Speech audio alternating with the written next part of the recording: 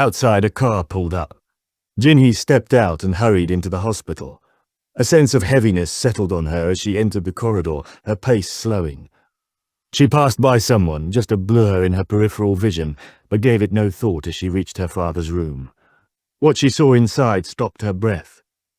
President Yu was awake. Her eyes flooded with tears as she rushed to his side, stammering with disbelief. He was just as shocked, asking the nearby doctor how this was possible. The doctor, equally stunned, could only describe it as a miracle, something without precedent. While the room filled with emotion, Jin-Woo quietly slipped out through a back exit, unnoticed. Walking alone beneath the pale light outside, he allowed himself a rare, quiet smile. With the bottle now empty and the weight of his decision behind him, he muttered softly into the night, wishing Jinho an early happy birthday. This was his gift to him.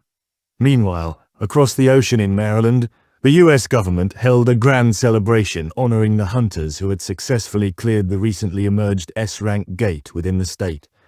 The atmosphere inside the venue was relaxed, filled with the sound of laughter, clinking glasses, and casual banter.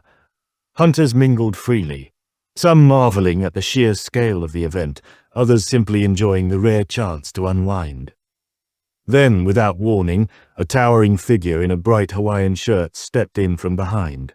Conversations quieted for a moment as heads turned toward him. It was Thomas Andre. He didn't say much, just reminded the group about a bet they'd made. His presence alone was enough to make a few of them shift nervously. With a grin, Thomas leaned toward one hunter and casually asked for his tie. The man hesitated, sweat beginning to form, but didn't argue. Wordlessly, he removed the tie and handed it over. Just as the laughter began to return, Thomas's assistant, Laura, entered the room, her tone bringing a different kind of attention. She informed Thomas that the list of guilds participating in the upcoming International Guild Conference had just been released. Among them was Korea's Ajin Guild. Thomas paused for a second, the name unfamiliar, until Laura added that it belonged to son Jin-Woo. That's when a smirk slowly crept across Thomas Andre's face. Korea's strongest hunter was coming to the States, and Thomas couldn't wait to meet him. And that wraps up the Japan Crisis arc, and with it, Season 3 comes to an end.